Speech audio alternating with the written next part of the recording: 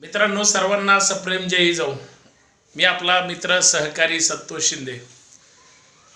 छत्रपतींच्या महाराष्ट्रामध्ये आपण सर्वजण आपल्या आपल्या परीनं वेगवेगळ्या क्षेत्रात काम करत असतो. महाराष्ट्र सरकारचे आज मंत्रिमंडळाची बैठक होती आणि सरकारमधली लोक ज्या पद्धतीनं वाद लावतायत, मग ते आरक्षणाच्या संदर्भात असेल, एकमेकांकडे ओढण्याच्या संदर्भात असेल किंवा कुठल्याही, मला असं वाटलं की याच्यावर चर्चा केली पाहिजे. आणि आता एक ठरवलंय की आपण कुठल्याही विषयावर आता त्याला एक व्यवस्थित स्पेशल फ्रेमच असावी असं काही नाही, चर्चा केली पाहिजे आणि संवाद साधला पाहिजे. वेगळ्या वेगळ्या पद्धतीनं हा व्लॉग समजून तुम्ही आपण चर्चा करूया. पूर्वी शाळेत असताना काही वाक्य असायची, राम ओठ, छगन बस, छगन पळ, छगन जा. आता तुम्हाला वाटेल हे असं का आपण चर्चा करतोय.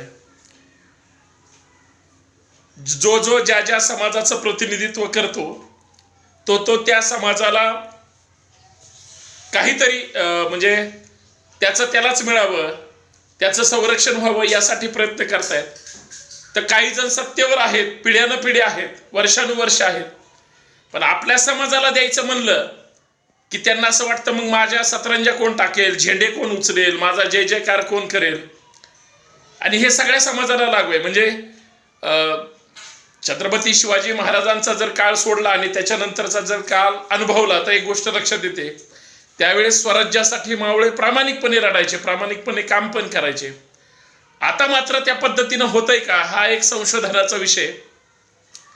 आणि हा सगळा विषय ज्यावेळेस संशोधन करून आम्ही चर्चा करतो त्यावेळेस परत एक गोष्ट लक्षात येते की साल्या लोक ठरवून काही गोष्टी करतात. काय लोक ठरवून त्यांना काहीतरी भूमिका हे करायच्या असतात.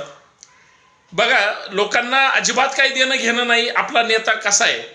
आपला नेता आपल्यासाठी काम करेल न करेल, नेत्याला अजिबात वाटत नाही लोक आपल्यासाठी किती प्रामाणिक राहतात. स्वराज्यासाठी मावळे प्रामाणिक राहिले, प्राण दिले, रक्त सांडलं, स्वराज्य मिळवलं. त्याच्यानंतर राजकारण सुरू झालं, मग इंग्रज आले, बाकीचं जे काही तमाशा झाला तुम्हाला माहितीच आहे. परंतु सत्ताधीश जी जी लोक माणसं होती, मग ते कुठल्याही विचारधारेचे असू दे, विचारधारा इथं गौण असते. माणसं आपली असतात, ती फक्त इकडे जमाना म्हणून तिकडे जातात, तिकडे जमाना म्हणून इकडे येतात. तसाच तो प्रकार आहे. आणि त्या प्रकारामध्ये सध्याचं जुनं आणि आत्ताचं राजकारण जर आपण तपासण्याचा प्रयत्न केला, एक गोष्ट मात्र लक्षात आली, साले हे सगळे एकत्र आहेत आणि सगळे लोकांना वेड्यात काढायचं काम करतात. सगळे सोयीनं भूमिका घेतातच. आणि मग ह्यांच्या भूमिका ह्या समाज हिताच्या जर नसल्या, ह्यांच्या भूमिका जर तुमच्या माझ्या हिताच्या नसल्या, तर यांना काही चाटायचंय का. आणि ह्या सगळ्या गोष्टीवर आपण बोलणार नाही तर कोण बोलणार. म्हणून मला प्रश्न पडतो की राज्यकर्ते एवढे निबरडक झालेत, गेंड्याचे किंवा रानटी आहेत, हे त्यांच्या कार्यकर्त्यांना का कळत नाही. सगळ्या पक्षामध्ये अंधभक्त आहेत. अंधभक्त फक्त मोदीचे आहेत किंवा भाजपचे अजिबात नाही. हा फार फार मोठी अंधश्रद्धा आहे. भाजपवाल्यांनो हे पण लक्षात ठेवा, तुमच्यापेक्षा जास्त डेंजर अंधभक्त या इतर पक्षांमध्ये, कुठल्याही पक्षाचं नाव घ्या. आणि मग ही जर परिस्थिती असेल, चांगलं त्यांच्या नेत्यानं केलं त्यांना चांगलं वाटतं, वाईट केलं तरी चांगलं वाटतं. हा बुद्धीचा म्हणजे दिवाळखोरीपणा. आज मंत्रिमंडळाची बैठक होती, सगळ्या जणांनी बातम्या लावल्या. म्हणजे मी टीव्ही समोरच आहे की असं होणार, तसं होणार, हे बोलणार, ते बोलणार, या पद्धतीनं बोलणार. अरे बाबा, तुम्ही बातम्या लावून तुम्ही पुढे सोडल्या, तिथं ते नेते एकमेकाच्या आता काय म्हणजे मानगुटीवर बसून काय करणार आहेत का. सगळ्या पैशासाठी एकत्र आलेत, सगळे ईडी सीबीआयला घाबरून त्या ठिकाणी एकत्र आलेत. मला सांगा, जे राष्ट्रवादीचे लोक भाजप सोबत गेले, 2-4 लोकांच्या मागे ईड्या होत्या का नाही. आता ते का बोलत नाहीत. आता त्यांना तिथं शांत झोप लागते का.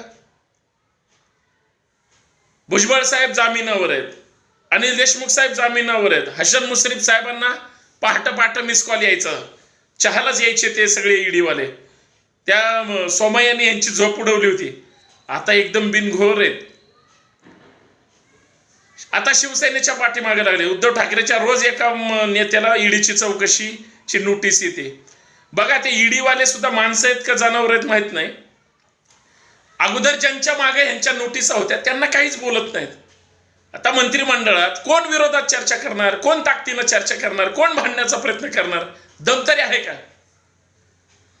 महाराष्ट्राच्या सगळ्या लोकांचं लक्ष लागून होतं माध्यमांकडे, टीव्ही समोर, की आज मंत्रिमंडळाच्या बैठकीमध्ये मुख्यमंत्री काय भूमिका घेणार, उपमुख्यमंत्री समजा संभाजीनगरला होते त्यांनी काय आदेश दिला असेल, दुसरे अजून डेंगूतून दुसरे उपमुख्यमंत्री ओके झालेत का नाही माहित नाही. आणि सगळ्यात महत्वाचं, यांनी मंत्रिमंडळामध्ये काय चर्चा केली हे फक्त यांनाच माहिती आहे. पण ह्याची हवा एवढी केली की जोरात एकदम, काय विषय नाही त्याचा.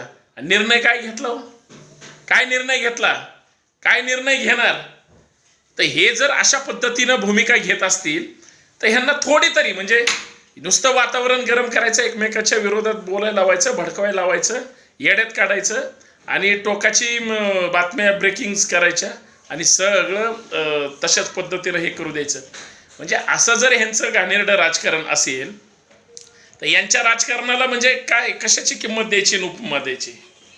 हे सगळे चोरांचा बाजार सुरू आहे. आणि चोरांच्या बाजारामध्ये आमच्या लोकांना जर काही कळत नसेल, आम्हाला आमच्या हक्काचं महत्वाचं काय जर मिळायचं असेल, मिळवायचं असेल तर ते तर मिळवायचंच आहे. पण बाकीचं काय नाही मिळालं मंत्रिमंडळाच्या बैठकीतून काय महाराष्ट्राला?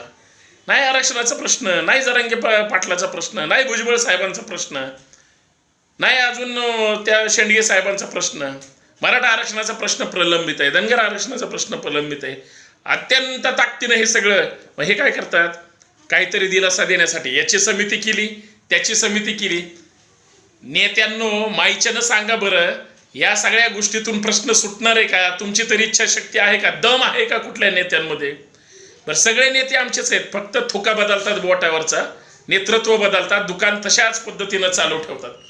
आम्हाला हेच बघायचं आहे का फक्त? आम्हाला हेच आम्ही बघणार आहे का? आम्हाला दुसरं काय ह्यांच्याकडून अपेक्षा नाहीत का? आम्ही ज्यांना आमचा नेता म्हणतो तो नेता साला काहीच बोलत नाही, मंत्रिमंडळाच्या बैठकीत बोलत नाही, बाहेर प्रेसला बोलत नाही, कुठंच काय दिसत नाही, कुठं काय फिरकत नाही. आता काही जण तर मुंबईलाच फिरकणं झाले. तर महाराष्ट्राचं राजकारण हे हलवणार कधी? आणि ह्यांच्याकडून महाराष्ट्र हलवण्याची अपेक्षा कधी करायची? कारण सगळं सोयीनं हे करतात, सगळं स्वतःच्या ताटामध्ये कसं ओढून घेता येईल, एखाद्या समितीमध्ये सरकारमध्ये कसं समाविष्ट होता येईल, आणि सगळ्यात महत्वाचं सगळ्या समितीमध्ये स्थापन होऊन किंवा काहीतरी स्वतःकडे मिळवून काहीतरी तुकड्यावर खुश होऊन जर अख्ख्या समाजाला हे वेटीस धरणार असतील तर हे फार चुकीचं आहे. हे वेगळं सांगायची गरज नाही. म्हणून मला नेमकं सांगायचंय, नेमकं बोलायचंय ते एका शब्दात सांगतो. सगळे नेते समाजाच्या नावावर राजकारण करत आहेत, हे सगळे फसवणार आहेत. कारण हक्काचं महत्वाचं कोणालाच काय मिळत नाही, वर्षानुवर्ष संघर्ष यांची देण्याची दानत नाही, हे या माध्यमातून मला लक्षात आलं. मंत्रिमंडळाची बैठक ही काहीच कामाची नव्हती. सगळ्यात महत्वाचा आज निर्णय काय घेतला, पंढरपूरच्या मंदिरातल्या तिथल्या ट्रस्टच्या सगळ्या संयोजकाने जी काय आता कार्तिकी वारी असेल त्याला उपमुख्यमंत्र्यांना अजिबात निमंत्रण देणार नाही. आरक्षणाचा प्रश्न अगोदर मार्गी लावा तरच पूजेला या, नाहीतर अजिबात येऊ नका. यावर्षी पूजेचा मान पंढरपूरच्या कार्तिकी वारीचा हा उपमुख्यमंत्र्यांना नसेल. एक तर कुठल्या उपमुख्यमंत्र्याला पाठवायचा हा वाद होता, आता तर ह्यांना बोलवलंच नाही. म्हणजे ही ह्यांची राजकीय सध्या शीतयुद्धाची पात्रता आहे, लक्षात ठेवा. धन्यवाद पंढरपूरकर आणि विठ्ठल रुक्माई मंदिर जी काही देवस्थान समिती आहे त्या सगळ्यांचे महाराष्ट्राच्या वतीनं आभार आणि सर्वांना धन्यवाद. जय जिजाऊ, जय शिवराय.